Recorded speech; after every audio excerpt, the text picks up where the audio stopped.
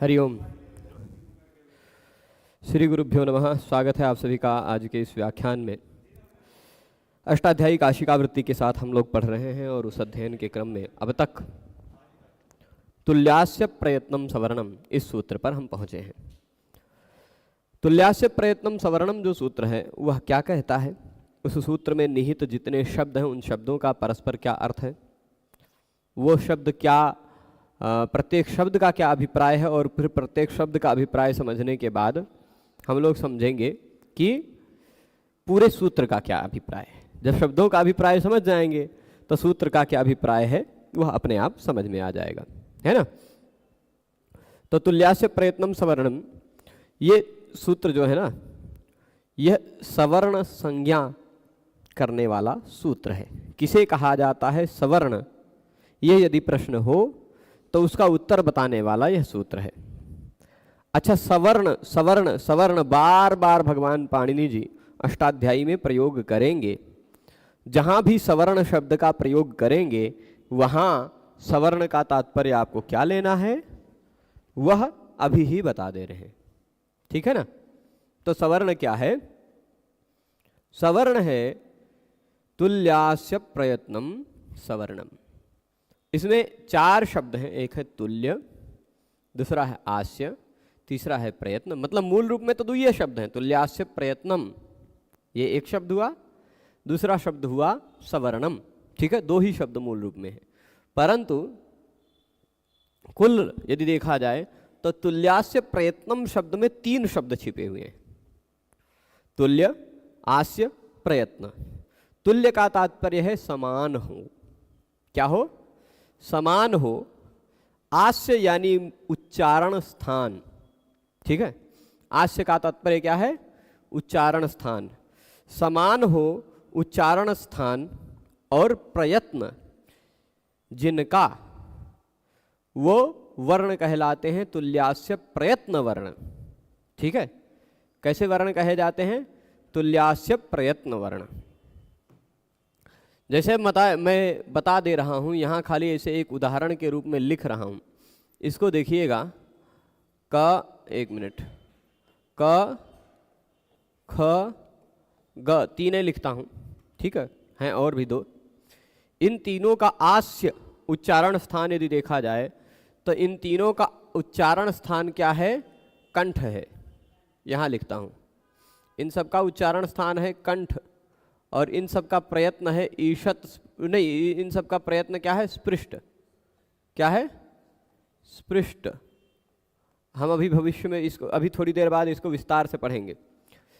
तो इन तीनों वर्णों का आस्य तुल्य है, उच्चारण स्थान भी तुल्य है, ये भी कंठ, ये भी कंठ, ये भी कंठ, तुल्य है कि नहीं? इन तीनों वर्णों का प्रयत्न भी तुल्य है। तो जिनका आस्य भी तुल्य हो, प्रयत्न भी तुल्य हो, ऐसे वर्णों को तुल्यास्य प्रयत्न वर्ण कहा जाता है। क्या कहा जाता है? तुल्यास्य प्रयत्न। तुल्यता देखने के लिए हमेशा दो होना जरूरी है, न्यूनतम दो होना जरूरी है। तो जिन दो वर्णों का या दो से अधिक वर्णों का, जिन दो या दो से अधिक वर्णों का आस्य और प्रयत्न, उच्चारण स्थान और अभ्यंतर प्रयत्न तुल्य हो, सदृश हो, समान हो, वे वर्ण, वो दो या दो से अधिक वर्ण एक दूसरे के सवर्ण कहे जाते हैं। यही इस सूत्र का तात्पर्य है संक्षिप्त में। अब इसमें निहित जो एक शब्द है आस्य, उसका तात्पर्य समझना है। एक शब्द है प्रयत्न, उसका तात्पर्य समझना है। तुल्य और सवर्ण आप जान गए होंगे। आस्य तथा प्रयत्न ये दोनों जिसका तुल्य हो वह वर्ण सवर्ण है, ठीक है। यहाँ मुखनासिका वचनोनुनासिका से किसी की अनुवृत्ति नहीं आ रही है, क्योंकि वह अनुनासिक संज्ञा करता था, यह सवर्ण संज्ञा कर रहा है। जैसे कह दिया, जैसे हमने कह दिया इनका नाम अमुक है, इनका नाम अमुक है, तो जब इनका नाम कहा गया तो इनसे उनका नहीं बोध होगा, है ना। तो इसीलिए यह कह दिया कि पीतांबर जो है, पीत वस्त्रधारी हैं, वो बलवंत हैं, और रक्तांबर जो है, रक्त वस्त्रधारी हैं, वो रोहित हैं, है ना। ये हमने दो वाक्य बोले। पीतांबर पीत वस्त्रधारी बलवंत हैं और रक्त वस्त्रधारी रोहित हैं, ये दो बात कह दी हमने। तो अब रक्त वस्त्रधारी रोहित है, इसमें पीत वस्त्रधारी की कोई प्रसंग नहीं आ रहा है, नहीं आ रहा है ना, और बलवंत का भी कोई प्रसंग नहीं आ रहा है। तो जब मुख नासिका वचन अनुनासिका ने कह दिया, मुख नासिका से बोला, मुख सहित नासिका से बोला जाने वाला वर्ण अनुनासिक कहलाता है, ये बात तो हो गई। अब तुल्यास्य प्रयत्नम सवर्णम में जब उच्चारण स्थान और आभ्यंतर प्रयत्न जिनके तुल्य हों वो वर्ण सवर्ण है, ये बात आ गई, तो ऊपर के सूत्र की कोई भी बात नहीं आ रही यहाँ, है ना।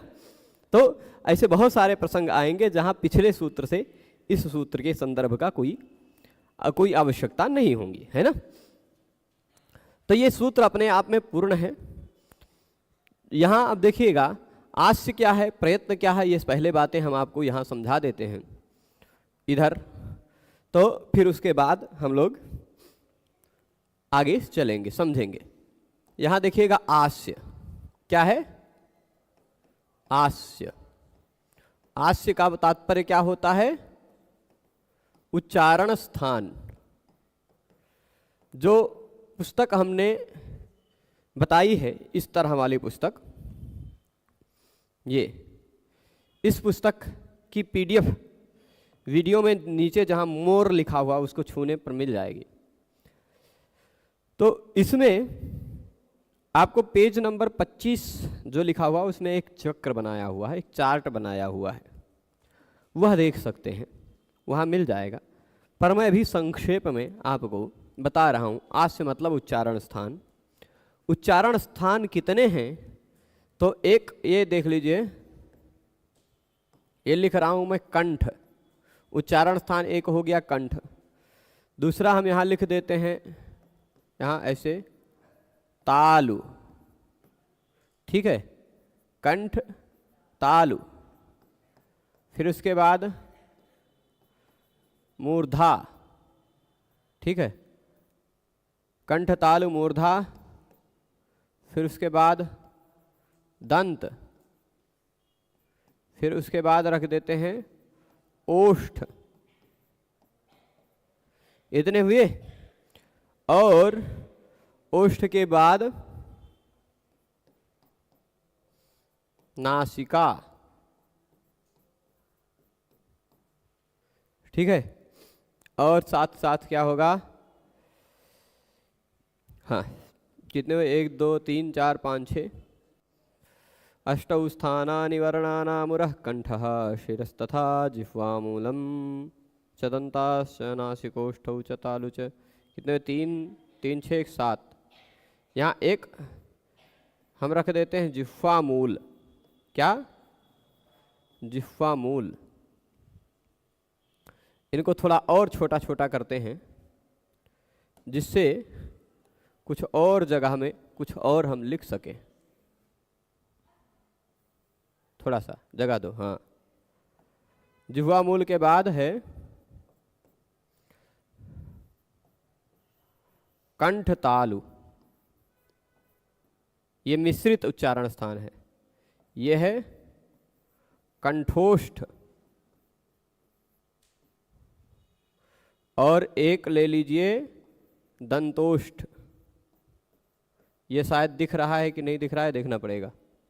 दिख रहा है थोड़ा बहुत, नहीं तो ऊपर कर देंगे रिमोट जी, थोड़ा सा ऊपर कर देंगे तो दिखाई पड़ेगा। चलेगा। अब ये इतने उच्चारण स्थान हैं, ठीक है, इतने उच्चारण स्थान हैं, इतने जगहों से वर्णों का उच्चारण होता है। तो कौन सा वर्ण कहाँ से जन्म लेता है, किस उच्चारण स्थान से जन्म लेता है, किस वर्ण की उत्पत्ति होती है, यह पहले समझना है। अच्छा, ये कोई बहुत बड़ा इसके लिए मंत्र पढ़ने की आवश्यकता नहीं है। पाणिनीय शिक्षा में और इसमें इस विषय में कुछ मतभेद है। पाणिनीय शिक्षा में देखा जाएगा तो इस विषय में कुछ मतभेद मिल जाएगा, परंतु वहाँ 8 उच्चारण स्थान बताए गए कि हृदय को भी उच्चारण स्थान बताया गया है जो इसमें नहीं गिना है। अभी हम यहाँ देखेंगे किन वर्णों का कौन कौन सा उच्चारण स्थान है, ठीक है, किन वर्णों का। तो ये वर्णों की एक लिस्ट बन जाएगी कि आ, क, ख, ग, घ और ङ, इतने वर्ण हो गए। फिर उसके साथ साथ ह तथा विसर्ग, इतने वर्णों का उच्चारण स्थान। ग के ह को भी हलंत कर दें, विसर्ग हलंत होता नहीं है। कुल मिलाकर के इसमें हो गए 8 वर्ण विसर्ग को लेकर, है ना, जिनका उच्चारण स्थान कंठ है। चलेगा? अ, क, ख, ग, घ, ङ।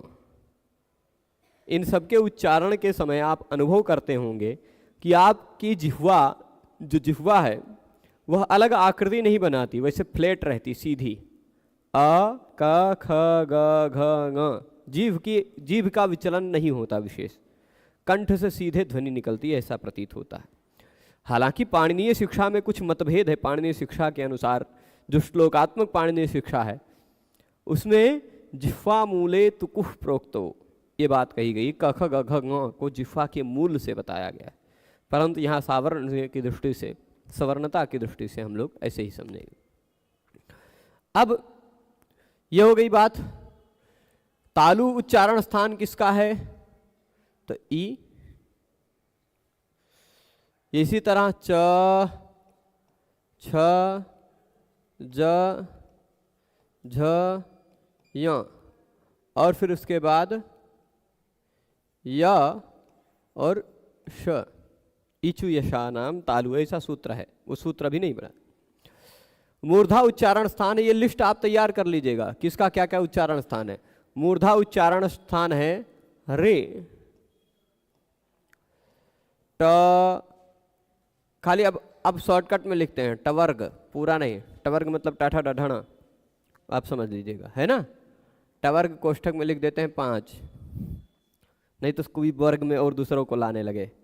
एक ऐसा भी वर्ण आता है हिंदी में, अंग्रेजी संस्कृत में नहीं है, ये ड, नीचवा डॉट लगा हुआ, ऐसा भी आता है, ये टवर्ग में नहीं आएगा, इसलिए 5 लिख दिए, ठीक है।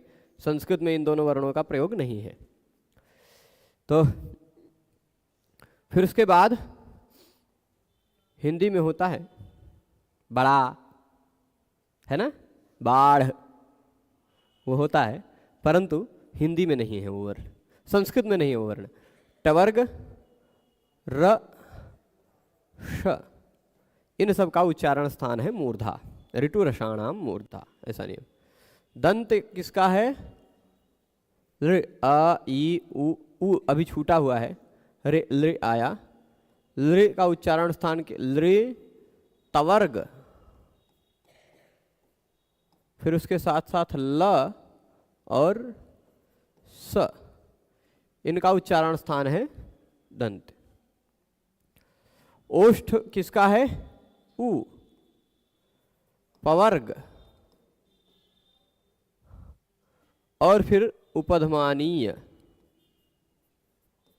ये वर्ण आपको नया, ये शब्द आपको नया अभी सुनाई पड़ रहा होगा, उपधमानीय। ये भी कोई वर्ण होता है, इसको ना को थोड़ा ठीक लिख देते हैं जिससे पढ़ने में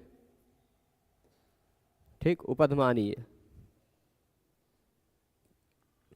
उपधमानीय होता क्या है? ये हम ऐसा लिखते हैं ना, विसर्ग ऐसा लिखते हैं, है ना, ये विसर्ग है।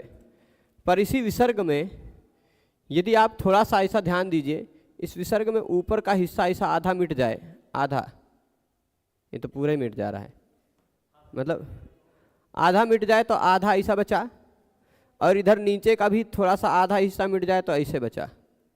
ये इस तरह की आकृति आपको विसर्ग की दिखाई पड़ेगी पुस्तकों में। इसी चिन्ह को जिह्वामूलीय और उपधमानीय कहा गया है। यह उपधमानीय कब होता है? उपधमानीय होता है यदि यह प अथवा यही वाला चिन्ह फ से पहले हो तो, प अथवा फ से पहले ये आ जाता हो तो इसको उपधमानीय कहा जाता है। ये मतलब विसर्ग ही रामः पठति में जो रामः में जो विसर्ग दिखाई पड़ रहा है वो विसर्ग ही आधा उपधमानीय बन जाएगा, उसका उच्चारण स्थान ऊष्ठ हो जाएगा, ठीक है। रामः फलम खादति में फ, रामः फलम, है ना, तो वहाँ भी जो विसर्ग है वह उपधमानीय बन जाएगा, ये उपधमानीय है, ठीक है। इनका उच्चारण स्थान क्या है? ओष्ठ।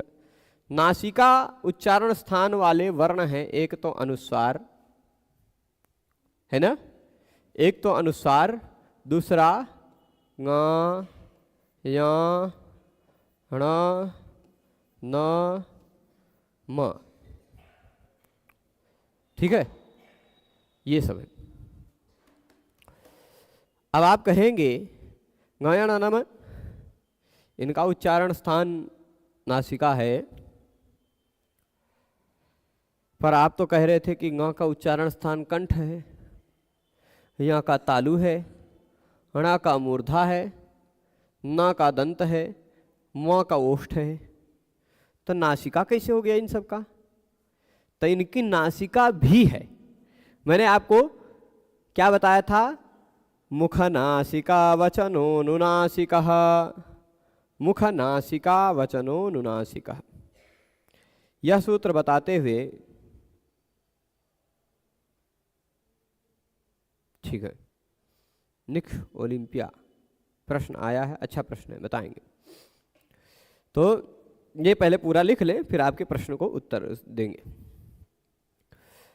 तो अभी देखिएगा, ये 25 नंबर पेज में एक चार्ट बना हुआ है उस पुस्तक में, वहाँ से भी आप इसको देख सकते हैं, पर मैं अपने हिसाब से इसको बना रहा हूँ। जिह्वा मूल किसका उच्चारण स्थान है पता है? जैसे ये चिन्ह प और फ से पहले है, वही यही चिन्ह यदि क और ख से पहले हो, आधा विसर्ग क हो, फिर आधा विसर्ग और ख हो, तो इसको कहा जाता है जिह्वा मूल, जिह्वा मूलीय कहा जाता है। क्या कहा जाता है? जिह्वा मूलीय। जिह्वा मूल से इनका उच्चारण होने के कारण ये जिह्वा मूलीय है। कंठ तालु केवल 2 वर्णों का है, ए आई। कंठोष्ठ भी केवल 2 वर्णों का है, ओ औ।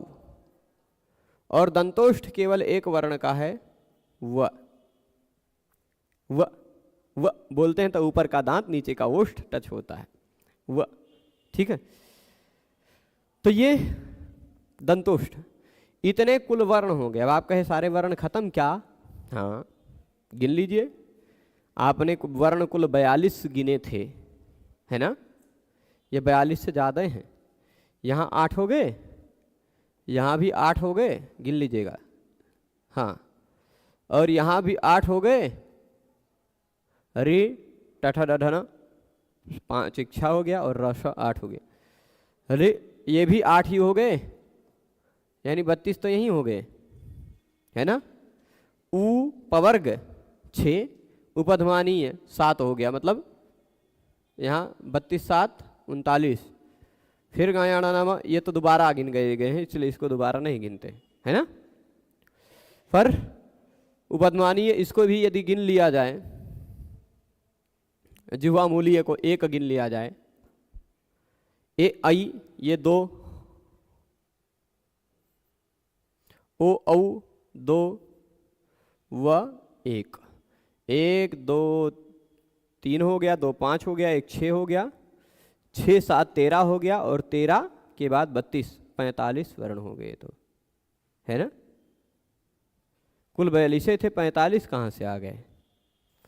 तो 45 में मैं आपको बता दूं कि कुछ अतिरिक्त जोड़ा गया है। एक अनुसार एक इसको भी जोड़ लिया जाए तो 46 हो गए। यहाँ 45 46 जो हुए हैं उनमें 46 हो गए। अनुसार को भी एक दिए गिन लिया जाए, क्योंकि यहाँ पर हमने गिना नहीं, गायाना नामा तो गिना जा चुका है, पर अनुसार भी एक गिन लीजिए तो 46 हो गए। इन 46 में 4 वर्ण अतिरिक्त जुड़े हैं। कौन? एक तो देख लीजिए, चारों को टिक कर दे रहा हूँ, जो सूत्रों में नहीं गिने गए हैं। ये एक, ये दूसरे, ये तीसरे, ये जो यहाँ दिखाई पड़ रहे हैं, और चौथे ये, है ना? ये 4 वर्ण सूत्र में नहीं कहे गए हैं। कहेंगे क ख प फ तो है, लेकिन वो जो ये क ख प फ वर्ण नहीं है, वर्ण तो मेल ये है, अर्ध विसर्ग। इसको जिह्वा मूलीय कहा जाता है, इसको उपध्मानीय कहा जाता है। ठीक है, इस चिन्ह को तो समझ गए।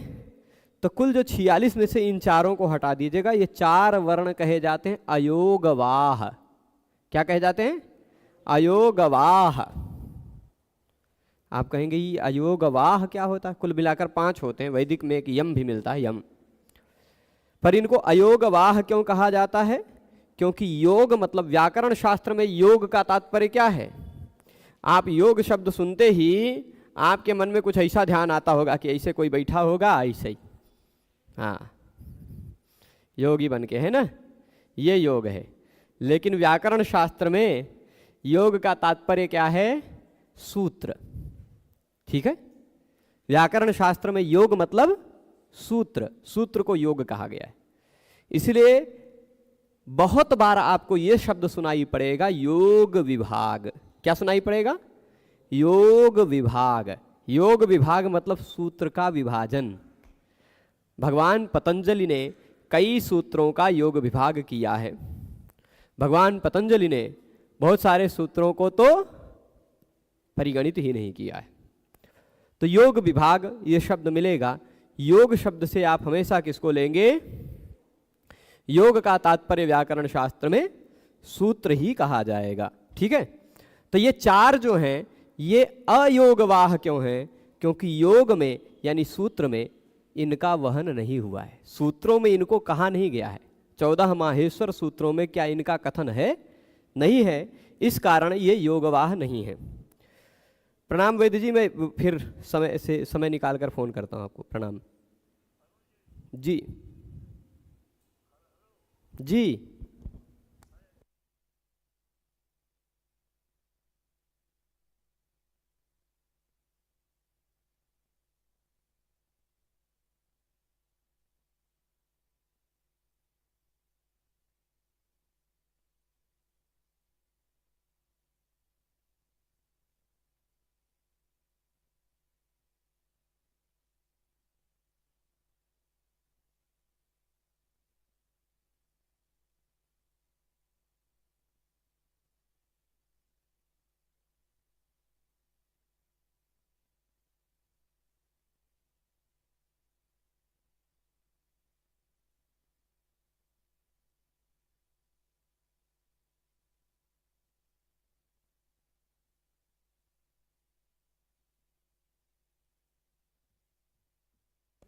तो योग अयोगवाह इनको क्यों कहा जाता है ये बता दिया आपको। योग में जिनका वहन नहीं होता है, सूत्रों में जिनका कथन नहीं होता, वो अयोगवाह है। ठीक है, माहेश्वर सूत्रों में केवल 42 वर्ण है, उनके अतिरिक्त जो वर्ण अनुस्वार वो भी अयोगवाह हो गया। विसर्ग वो भी सूत्र में नहीं कहा गया, इसलिए अयोगवाह है। ठीक है, समझ गए बात? तो ये कुल मिलाकर वर्णों का उच्चारण स्थान स्पष्ट हो गया। वर्णों का ये हो गया उच्चारण स्थान। ठीक है, स्थान को आपको याद करना पड़ेगा, आपको ध्यान रखना पड़ेगा। क्यों कि आपको यह पता होना पड़ेगा कि क ख ग घ ङ इनका उच्चारण स्थान कंठ है, सीधे कंठ से हवा आ रही है ना। च छ ज झ य में दांत के जस्ट ऊपर टच करके तब हम वर्णों का उच्चारण करते हैं, इसलिए च छ ज झ य दांत के जस्ट ऊपर उस स्थान को तालु कहा जाता है, इसलिए वो तालु है। ठीक, और फिर उसके बाद मूर्धा, टठ डढ़ना, जहाँ टच बोलकर टच होता है बोलने से, वो उस स्थान को मूर्धा कहा जाता है। रि और र को भी बोलने में जीभ वहीं आसपास जाती है, टच नहीं करती है। टठ डढ़ना में टच करती है, रि और र को बोलने में टच नहीं होता, इसलिए टठ डढ़ना स्पृष्ट हैं और रि और र स्पृष्ट नहीं है, है ना। स्पर्श होता है तो स्पृष्ट, स्पर्श नहीं होता तो स्पृष्ट नहीं, ये बात है, समझ रहे। ता था द ध न, इन सबके उच्चारण में दांत टच हो रहा है, इस कारण ये पांचों तो स्पृष्ट हैं, पर लि में दांत स्पर्श नहीं होता, पर हवा सबसे ज्यादा लि में दांत पर ही प्रेशर डालती है। फिर इसी तरह ल ल स, इसमें भी दांत के पास ही जाता है, पर स्पर्श थोड़ा कम होता है या नहीं होता है। ठीक है, उसी के साथ साथ गायाना नामा नाक का भी प्रयोग हो जाता है। ये जिह्वा मूली है, इसके बोलने में रामः करोति ऐसा बोलने में लगता है क जीभ के जड़ पर, विसर्ग बोलते समय जीभ के जड़ पर हवा का प्रेशर पड़ता है, इस कारण ये सब जिह्वा मूलीय हैं। कंठ तालु ए, देखिए ए आई जो है वह अ और ई के सम्मिश्रण से बनते हैं। अ का कंठ, ई का तालु, अ ई जुड़कर बना ए, वो कंठ तालु हो गया। अ और उ कंठ ओष्ठ, अ कंठ उ ओष्ठ, अ उ कंठोष्ठ और बन गया। व एक दंतोष्ठ है। इस तरह से वर्णों के उच्चारण स्थान को यदि आप ध्यान रखते हैं तो हम आगे बताएंगे वर्णों के प्रयत्न। ठीक है, आ जाते हैं प्रयत्न पर। प्रयत्न जो विषय है थोड़ा है व्यापक, पर फिर भी इसमें बहुत सारा मतभेद है, बहुत पर्याप्त अंतर में। देखिए हम अब कुछ प्रश्नों का जल्दी पहले उत्तर ही दे देते हैं, है ना, क्योंकि प्रश्न बहुत ज़्यादा फिर छूट जाएंगे। यदि अष्टाध्यायी याद होगी तो व्याकरण समझने में सहायता कैसे मिलेगी? निश्चय ही यह विद्यार्थियों को प्रेरणा मिलेगी, इसलिए अपने अनुभव बताएं। देखिए अष्टाध्यायी याद होने से क्या लाभ मिलेगा ये आपको याद करने पर पता चलेगा, पर मैं थोड़ा सा उदाहरण के रूप में बता देता हूँ। ठीक है, उदाहरण के रूप में यदि बता दिया जाए तो कोई भी प्रकरण का कुछ सूत्र ले लीजिए, कोई भी प्रकरण हो, कोई प्रकरण निकालिए प्रभु, कहीं का कुछ सूत्र 2-4 ठीक बोलिए तो कहीं का भी निकालिए, यहीं से भी ऐसे ही निकाल लेता हूँ मैं, जो निकल जाए कुछ। हाँ चलिए, कहाँ व्याख्या मिल रही है? ठीक है, जो थोड़ा सा अष्टाध्यायी यदि याद है तो आपको मैं जहाँ निकाला हूँ ये सुप आत्मनः क्यच काम्यच, यदि आपको याद है तो फिर उसके बाद उपमानादाचारे, उसके बाद और सूत्र आपको मिलेगा कर्तुः क्यंग सलोपश्च। अष्टाध्यायी याद होने का मैं बीच में से ही रैंडमली ले उठा लिया हूं, आपको फायदा पता चलेगा। ठीक, सुप आत्मनः क्यच। अच्छा, इससे पहले भी सुप आत्मनः क्यच से पहले भी धातोः कर्मणा समान कर्तृकाद इच्छायाम वा एक सूत्र है। ठीक है, क्या सूत्र है मैं थोड़ा उसको भी लिख देता हूं, जिससे इनको 5 में से एक घटा देंगे, अंतिम वाले को घटा देंगे, 4 रखेंगे, जिससे आपको पता चले थोड़ा सा। सूत्र है धातोः, पूरे सूत्र से मतलब नहीं रखते हैं, उसमें इच्छायाम वा, ठीक ऐसा एक सूत्र है, उसमें इच्छायाम वा शब्द है, वहां से प्रसंग आएगा इच्छायाम वा। ठीक, अपने आप की इच्छा हो, अपने आप की इच्छा हो तो सुबंत से क्यच प्रत्यय होता है। अपने लिए कोई पुत्र चाहता है तो पुत्री यति क्यच प्रत्यय हो गया। अच्छा, अपने आप के लिए यदि इच्छा हो तो सुबंत से काम्यच प्रत्यय भी होता है।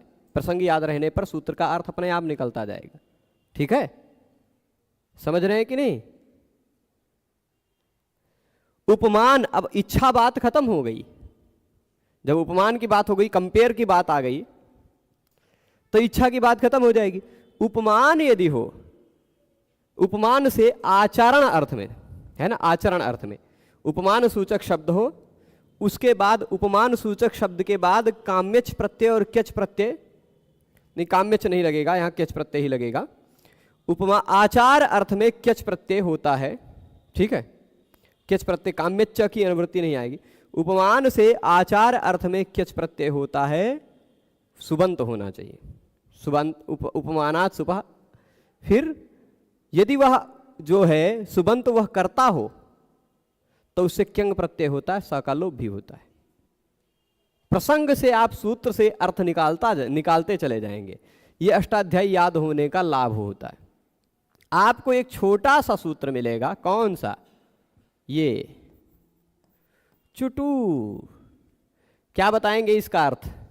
एक छोटा सा सूत्र मिलेगा टे, क्या बताएंगे इसका अर्थ?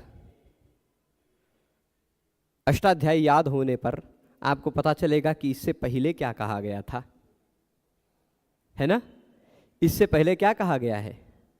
इससे पहले के सूत्र में आदिर्यी टुडवः, ठीक, आदिर्यी टुडवः में आदि ही बात कहा गया। क्या कहा गया? आदि ही।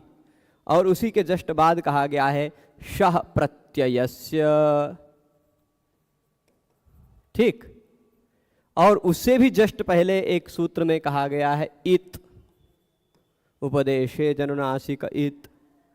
तो आप जान जाएंगे प्रत्यय का पहला वर्ण यदि चवर्ग और टवर्ग हो तो वह इत होता है। चुटू इस छोटे से सूत्र से अर्थ समझ जाएंगे, अष्टाध्यायी याद होने पर यह लाभ होगा, ठीक है। प्रत्यय का आदि वर्ण यदि चवर्ग और टवर्ग हो तो वह इत है। इसी के बाद लशक को तद्धिते कहेंगे तो प्रत्यय का आदि वर्ण ल श कवर्ग हो और वह प्रत्यय तद्धित ना हो तो वो भी इत है। ऐसे अपने आप समझते जाएंगे, है ना।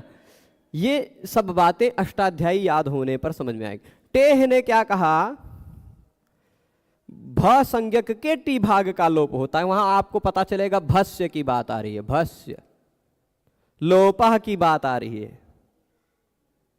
है ना। भ संज्ञक के टी का लोप होता है कब, डिति, डित प्रत्यय परे होने पर। यह पूरी बात आपको तब समझ में आएगी जब प्रसंग अष्टाध्यायी याद होगा तो, ठीक है। अब एक बात ये थी कि रमा जस में दीर्घा जसी च सूत्र से और प्रथम पूर्व सवर्णा का निषेध हुआ है कि नहीं।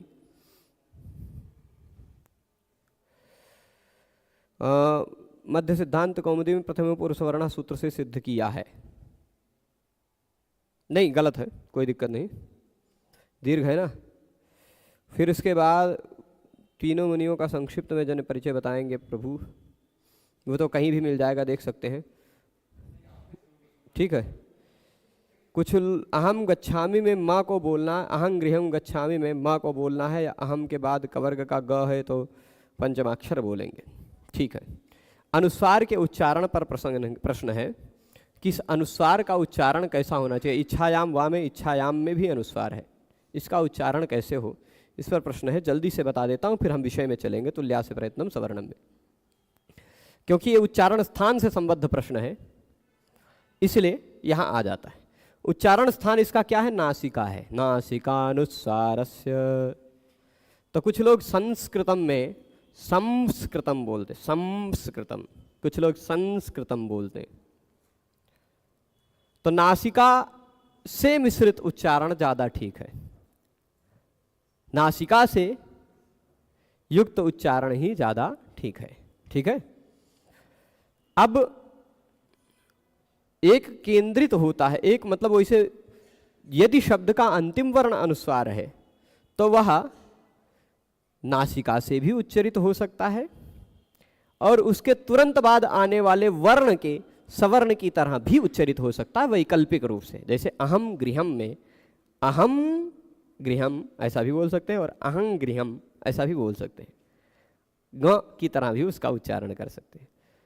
परंतु यदि अनुस्वार के बाद, पाणिनीय शिक्षा का एक प्रसंग आता है, अनुस्वार के जस्ट बाद ये हो ह र श श स, है ना। तो इनका सवर्ण, इनका जो उच्चारण स्थान है वहां से कैसे उच्चारण करेंगे, अनुस्वार के जस्ट बाद ये हो। संस्कृतम में अनुस्वार के बाद ये वाला है, इसलिए अब आप आज के समय में इसको प्रैक्टिकली नहीं बता सकते हैं। पाणिनीय शिक्षा जब लिखी गई तब के समय में वह व्यावहारिक थी, आज के समय में वह व्यावहारिक है कि नहीं है मैं कह नहीं सकता। वहां बताया गया अलाव वीणा निर्घोषो दंत मूल्य स्वरानुनु अथवा स्वरानुगः अनुस्वारस्तु कर्तव्यो नित्यम ह्रोः सह सेसु च। अलाबु वीणा निर्घोषा, यानी अलाबु होती है, किसे कहते हैं अलाबु जानते हैं, लौकी। लौकी एक प्रकार की सब्जी होती है, सूख जाती है तो फिर उसके सुखाने के लिए सूख जाती है तो उससे वीणा बना लेते हैं कुछ लोग, पहले के समय में बनाते होंगे। अब उस अलाबू से बनी हुई वीणा को बजाइए तो जो आवाज निकलेगी उसी आवाज का अनुकरण करना है आपको अनुस्वार के उच्चारण में। अलाबू की वीणा से बनी हुई लौकी को बजाने से जो आवाज आती है उसी आवाज का अनुकरण करते हुए अनुस्वार का उच्चारण करना है। कब, यदि अनुस्वार के बाद ह र हो श श स हो तो आप कहेंगे हमने तो सुना ही नहीं है वीणा की आवाज। तो इसलिए एक और केंद्रित, एक और ध्यान ध्वनि स्पष्ट बताइए, दंत मूल्य, दांत से उसका मूलक होना चाहिए, यानी न की तरह थोड़ा सा उच्चारण होना चाहिए। क्योंकि न का उच्चारण स्थान दंत है, दंत और नासिका के प्रयोग से उसका उच्चारण करना चाहिए। ठीक है, ये बात मिलते ही है। पर दोनों बातें सही हैं। आपको जहाँ पद के अंतिम में मिलता हो वहाँ आप परसवर्ण विकल्प रूप से कर सकते हैं। पद के मध्य में मिलेगा तो उसके बाद यय होने पर परसवर्ण ही होगा। यय के अतिरिक्त कोई वर्ण हो तब बातें हो सकती हैं। ह, र, स, श, स ये यय से अतिरिक्त वर्ण है। यहाँ होने पर आपको न की तरह ही उच्चारण करना है। ठीक है, यय से अतिरिक्त वर्णों में आपको न की तरह उच्चारण करना, यय होने पर उस यय के सवर्ण की तरह उच्चारण कर सकते हैं। ठीक है, अब चलिए आगे आते हैं। हाँ, हम लोग चल रहे थे उच्चारण स्थान बता दिए हैं, प्रयत्न बता रहे थे आपको। प्रयत्न, तो प्रयत्न कितने प्रकार के हैं? नहीं, ये तो मैं प्रयत्न के बारे में स्थान बोधक चक्र यहाँ हो गया। प्रयत्न बताते हैं। आभ्यंतर प्रयत्न जो है यहाँ कुछ बताए गए हैं। इसमें काशिका व्याख्या में एक बार देखना पड़ेगा। चत्वार आभ्यंतर प्रयत्नाः। ठीक है,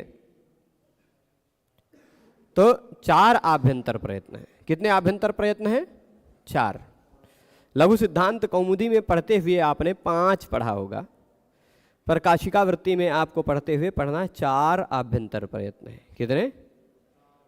भट्टोजी दीक्षित ने सिद्धांत कौमुदी में भी 4 ही आभ्यंतर प्रयत्न बताए। ठीक है, और लघु सिद्धांत कौमुदीकार ने थोड़ा सा अतिरिक्त सोच लिया, जिस सोच के आधार पर नाथ झलऊ सूत्र की आवश्यकता ही नहीं पड़ेगी। अगला सूत्र जो आने वाला है वो भी जब वो सूत्र पढ़ेंगे तो हम लोग बताएंगे उस पर चर्चा। 4 आभ्यंतर प्रयत्न हैं। एक है स्पृष्ट, जिसको स्पृष्टता शब्द से भी कहा गया है। ठीक, या स्पृष्ट ही लीजिए अभी, स्पृष्ट। दूसरा, जैसे कोई व्यक्ति सुंदर है तो हम कह सकते हैं उसके अंदर सुंदरता नामक गुण है। तो कोई वर्ण का आभ्यंतर प्रयत्न स्पृष्ट है तो हम ऐसा कह सकते हैं उसमें स्पृष्टता नामक गुण है। यही बात है, सुंदर में सुंदरता है, वैसे स्पृष्ट वर्णों में स्पृष्टता है। ठीक है, तो स्पृष्ट कहिए या स्पृष्टता कहिए, दोनों तरह का आप अंतर अपने आप समझ लीजिएगा। पुस्तक में स्पृष्टता मिलेगी, मैं थोड़ा यहाँ शॉर्टकट में चल रहा हूँ। अब इसके बाद दूसरा है ईषत स्पृष्ट। ईषत स्पृष्ट। तीसरा है संवृत और चौथा है विवृत। ठीक है, संवृत और चौथा है विवृत। ये 4 प्रकार हैं तो आपको याद करना आसान होगा, है ना? 4 ही प्रकार हैं तो याद करना आसान होगा। जब 5 था तो विवृत के अतिरिक्त एक ईषद विवृत भी जुड़ जाता था, है ना? ईषद विवृत। ईषद विवृत किसका होता था? यवर अल का होता था, है ना? ईषद विवृतम अंतस्थानाम, नहीं, ईषद विवृतम ऊष्मणाम सह का होता था। ईषद स्पृष्ट है अंतस्थ का, है ना? तो अब देखिएगा, स्पृष्ट आभ्यंतर प्रयत्न है यहां वर्गीय व्यंजनों का। ठीक है, यहां शॉर्टकट में मैं लिख दे रहा हूं, वर्गीय व्यंजन बराबर 25, 42 में से 25 खत्म। 25 वर्णों का आभ्यंतर प्रयत्न क्या है? स्पृष्ट। ठीक है, तब आपको क का क्या है, ख का क्या है, ग का क्या है अलग याद करने की जरूरत नहीं। कख ग घ क ख ग घ च छ ज झ ट ठ ड ढ त थ द ध न प फ ब भ म। इन 25 वर्णों का आभ्यंतर प्रयत्न है स्पृष्ट, यानी इन 25 वर्णों में एक गुण है स्पृष्टता। कौन सा गुण है? स्पृष्टता। ठीक है, 25 खत्म। बाकी आ जाइए ईषत स्पृष्टता। यह किन में है? तो य व र ल, ये 4 वर्ण। 25 + 4 बराबर 29 हो गए। ठीक है, खत्म। और संवृत किसका है? केवल एक वर्ण का अ। बाकी बचे जितने वर्ण हैं सबका विवृत। ठीक है, बाकी बचे जितने वर्ण हैं सबका विवृत। कौन बचे हैं बाकी? ये केवल ह्रस्व आ, या मैं कोष्ठक में लिख भी देता हूं ह्रस्व वाला, यानी बाकी बचे जो दीर्घ वाला आ है और अन्य स्वर, दीर्घ और प्लुत वाले आ तथा, अथवा ऐसे कह सकते हैं सभी स्वर, सभी स्वर प्लस श, श, स, ह बराबर 13 वर्ण है ना। कुल मिलाकर 43 हो गए, पर ये एक जो अ है वह इसमें भी है, इसमें भी है, इसमें भी है, इसमें भी है, उसको एक का ही गिनिएगा तो कुल 42 वर्ण हो गए। यानी आपको तीन ही ध्यान रखना है, तीन ही ध्यान रखना है। क्या? इसको तो खाली बस अभी बता देंगे तो समझ में आ जाएगा, नहीं ध्यान रहेगा तो भी चलेगा। विवृत है सभी स्वरों का श का, ठीक है। ये इसको ईषद विवृत बताया है। लघु कौमुदी में आपको इसको ईषद विवृत के रूप में वर्णन मिलता है। विवृत, पर विवृत तो है पर थोड़ा कम विवृत है। सभी स्वर ज्यादा विवृत हैं, श कम विवृत है। ये ऐसा मान्यता है लघु कौमुदीकार का। पर यदि यह मान्यता करने जाएंगे तो भगवान पाणिनि का एक सूत्र जो कि नाद झलऊ, ये यद्यपि यह मत जो है वो भाष्यकार का सम्मत है, भाष्यकार भगवान भाष्यकार ने, पतंजलि ने यही मत माना है श विवृत है, और इसी कारण भाष्यकार ने नाद झलऊ सूत्र को निरर्थक बताते हुए तिरस्कृत कर दिया कि उस सूत्र की आवश्यकता नहीं थी। नाद झलऊ जो अगला सूत्र हम लोग पढ़ेंगे, ठीक है। तो अब सह और सभी स्वर ये क्या है? विवृत हैं। सभी स्वरों में से एक ही आ है जो छोटा सा, छोटा वाला, वो जिद कर रहा था तो उसको एक और लॉलीपॉप मिल गया, समृत है ना, सबसे छोटा था खाली मजाक की बात है। तो वो समृत भी है और विवृत भी है, समृत भी है, विवृत भी है। कब समृत है कब विवृत है अभी स्पष्ट कर देंगे। फिर यर लव, ये जो चार हैं ये ईषत स्पृष्ट हैं, बाकी बचे सारे स्पृष्ट हैं, ठीक है, वर्गीय व्यंजन। तो अब आपको यह पता चला उच्चारण स्थान, और अब निष्कर्ष बता रहा हूं। उच्चारण स्थान, अभी तक हम वृत्ति में नहीं गए हैं, अब वृत्ति में जाएंगे। अभी तक खाली सूत्र के आधार पर आस्य क्या था वह पीछे पेज में यहां दिखा दिया, ये सारे के सारे आस्य हैं। उच्चारण स्थान, प्रयत्न क्या है वो यहां दिखा दिया, ठीक है। आस्य और प्रयत्न ये दोनों जिसके तुल्य हों वह कहलाता है सवर्ण। तो अब जहां देखिए इतने वर्णों का आपस में आस्य तुल्य है, आ का भी कंठ, विस्का का, का खा गा घा का, पर आ और का एक दूसरे के सवर्ण नहीं है, क्योंकि आ का प्रयत्न समृत या विवृत है, कखा गाघा का स्पृष्ट है ना। इसलिए आभ्यंतर प्रयत्न अलग हो जाने के कारण यह आपस में सवर्ण नहीं है। पर क ख ग घ ङ ये 5 वर्ण ऐसे हैं जिनका आभ्यंतर प्रयत्न स्पृष्ट है और उच्चारण स्थान कंठ है, यानी ये पांचों वर्ण एक दूसरे के सवर्ण हैं। हो गया ना। च छ ज झ य ये 5 वर्ण ऐसे हैं जिनका उच्चारण स्थान तालु है और आभ्यंतर प्रयत्न स्पृष्ट है। इस कारण ये पांचों वर्ण भी एक दूसरे के सवर्ण हैं। ई और च एक दूसरे के सवर्ण नहीं हैं, क्योंकि ई का अभी आगे और दूसरा कारण भी बताएंगे, पर अभी तक की आपकी जानकारी के आधार पर ई का प्रयत्न जो है वो क्या है? ई का प्रयत्न विवृत है और इस च छ ज झ य का प्रयत्न समृत है ना, समृत है ना।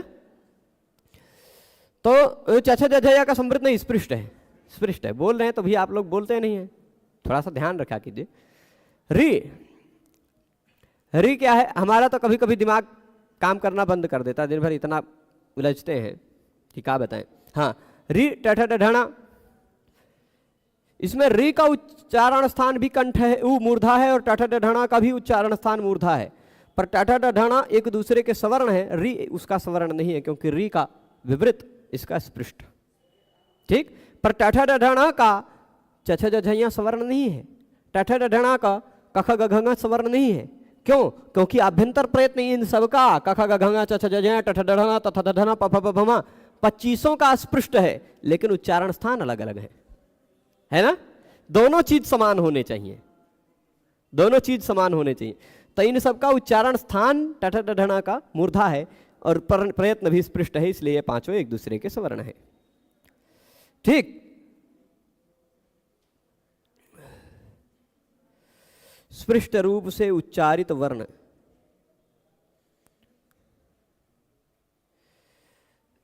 हलोनंतरा, श्लिष्ट रूप से यानी चिपके हुए से रूप से, जैसे मूर्धा में र और ध ये दोनों श्लिष्ट हुए हैं, चिपके हुए हैं। चिपके रूप से उच्चारित जो व्यंजन वर्ण है वो श्लिष्ट रूप से उच्चारित कहे जाते हैं, वही संयोग है, अनंतराह का तात्पर्य है वो।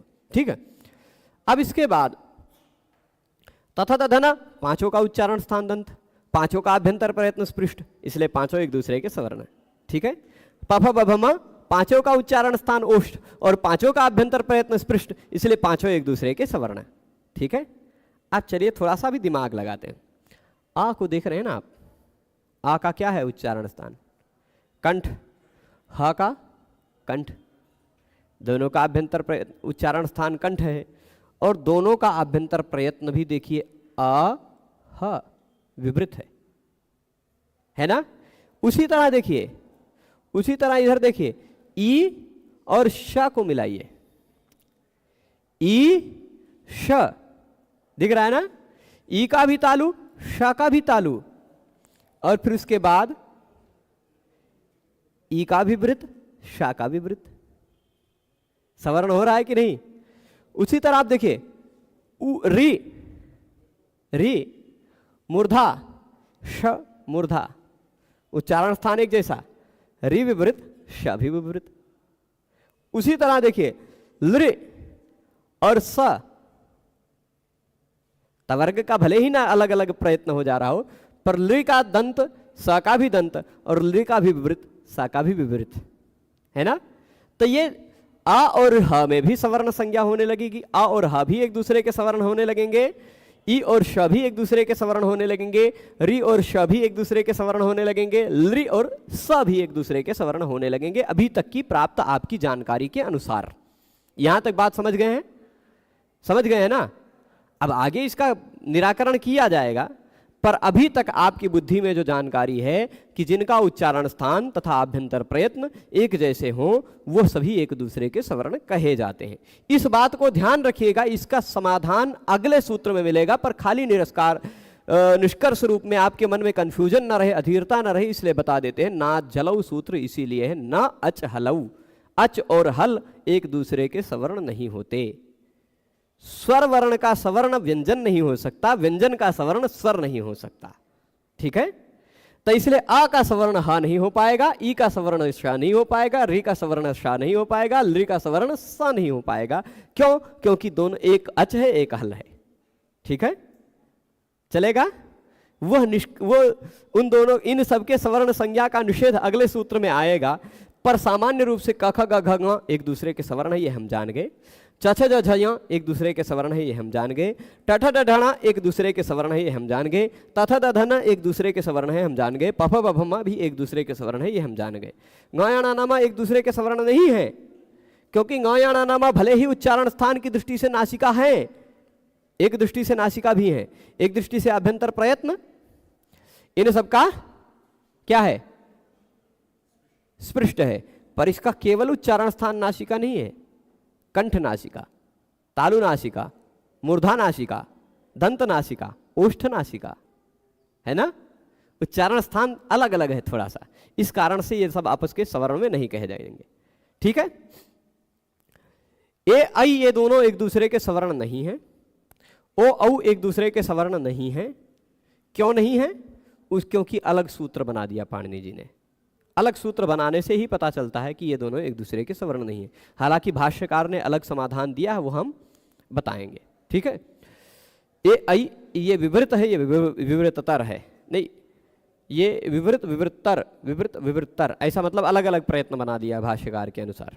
ठीक है, तो उस तरह से स्वर्ण नहीं है, पर खाली इतना ही समझ लीजिए कि यदि अ कह दिया पाणिनि जी ने सूत्र में, अ ई उ ऋ ऋ ए ओ ऐ औ, अ ई उ ऋ ऋ कह दिया है, तो अ कहने के बाद आ तो नहीं कहा किसी सूत्र में, ई कहने के बाद ई तो नहीं कहा किसी सूत्र में, उ कहने के बाद ऊ तो किसी सूत्र में नहीं कहा।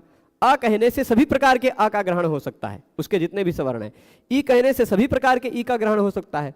तो पाणिनि जी ने एओंग सूत्र कहा, उस एओंग में ए से ऐ का भी ग्रहण हो सकता था, ओ से औ का भी ग्रहण हो सकता था, यदि स्वर्ण होते एक दूसरे के तो हो जाता ना। इसीलिए एओंग सूत्र के बाद ऐ औ सूत्र भी बनाया है, उसी से पता चलता है कि ये दोनों एक दूसरे के स्वर्ण नहीं है। ठीक है, सूत्र बनाने के कारण ही पता चल रहा है, भले ही इसका और इसका उच्चारण स्थान एक ही हो, भले ही इसका और इसका आभ्यंतर प्रयत्न भी एक ही हो। ठीक, कुछ कुछ ऐसे वर्ण मिलेंगे अपवाद में, जैसे ए ऐ ओ औ, और फिर उसके बाद अ ह ईश ईश रि श लृ स, ये वर्ण मिलेंगे जिनका उच्चारण स्थान और आभ्यंतर प्रयत्न भी अभी तक आपकी जानकारी के अनुसार समान है, पर स्वर्ण नहीं है। आ उच्चारण स्थान कंठ, आभ्यंतर प्रयत्न विवृत। आ 18 प्रकार का होता है, वो 18 प्रकार का आ एक दूसरे का स्वर्ण है। ई 18 प्रकार का ई होता है, लिखा एक का है लेकिन ई ऐसा भी होता है ना। अनुनासिक वाला भी ई अनुनासिक वाला, ये उदात्त भी होता, अनुदात्त भी होता, स्वरित भी होता है। यानी 6 तो हम बोल गए, 6 का उदात्त, 6 का अनुदात्त, 6 का स्वरित, 18 हो जाता है।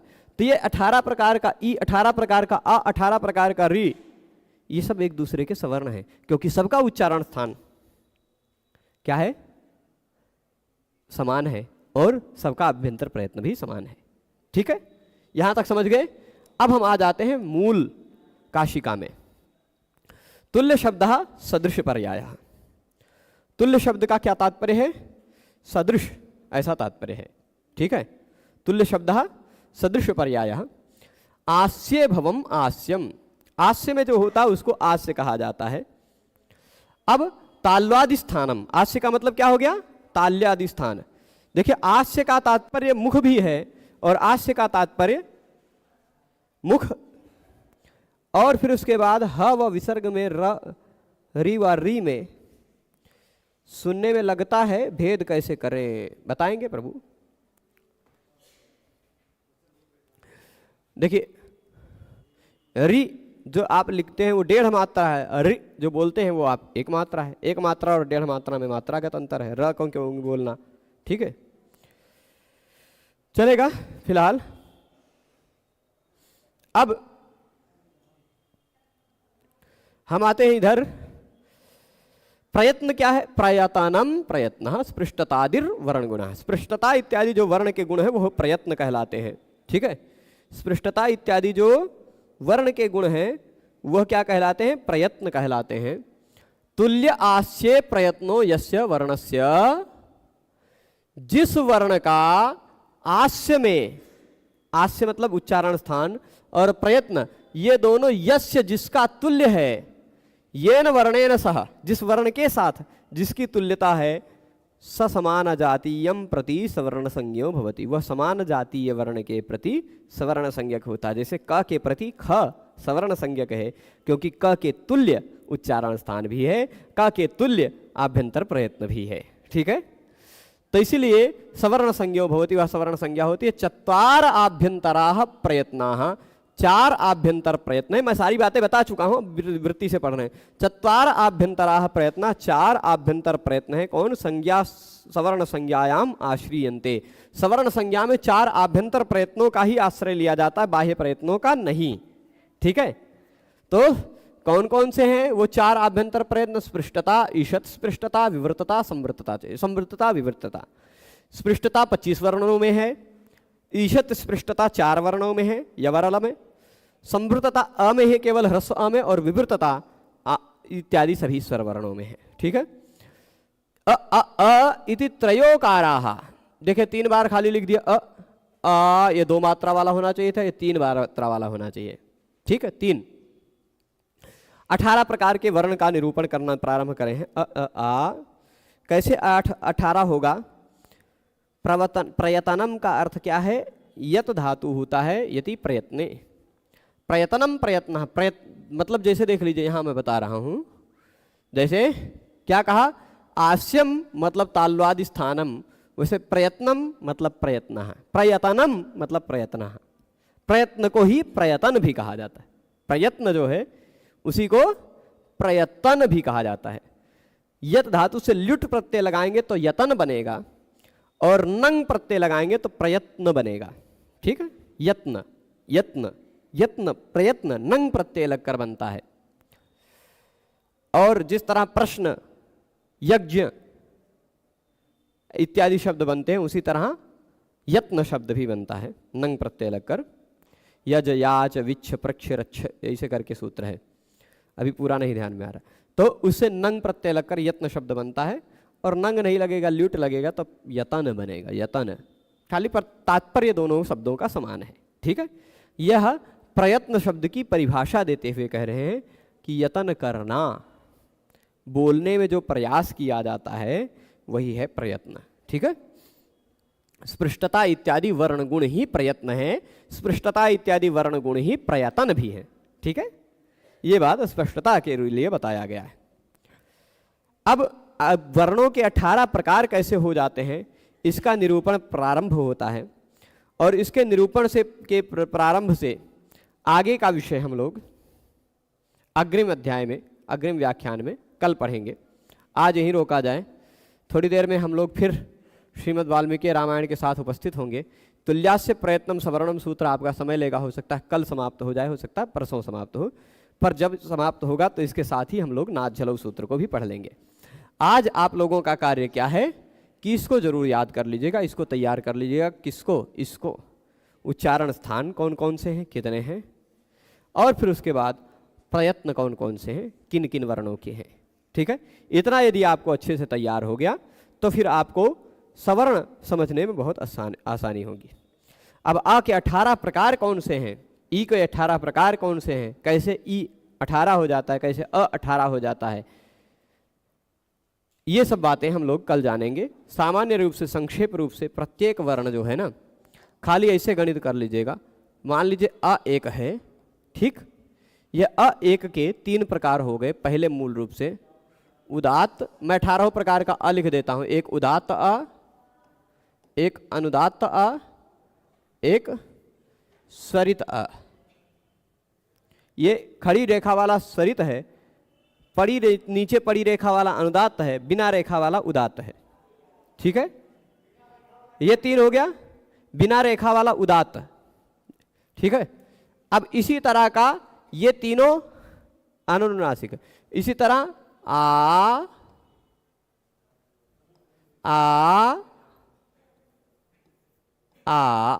ये रेखा वाला, और इसी तरह ये ओ मत पढ़ लीजिएगा, आ के ऊपर खड़ी रेखा स्वरित चिन्ह सूचक है। इसी तरह ऐसा 3 मात्रा वाला प्लुत वाला अ, 3 मात्रा प्लुत वाला आ रेखा सहित, 3 मात्रा प्लुत वाला ये आ, ये उदात अनुदात स्वरित 9 हो गए। यही 9 के 9 अनुनासिक भी हो सकते हैं। मतलब इन्हीं 9 को आप, ये बिना नासिका का चिन्ह लगाए लिखे हैं, इन्हीं 9 पर ऐसे अनुनासिक चिन्ह भी लगा दीजिए, ये 9 और प्रकार हो जाएंगे। ठीक, तो 18 हो गया। ये डबल चिन्ह वाला स्वरित वाला भी और अनुनासिक वाला भी चिन्ह मिलेगा।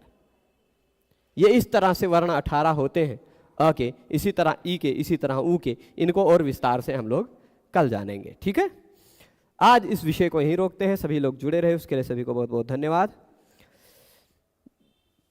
हम इसको और पुनः समझेंगे।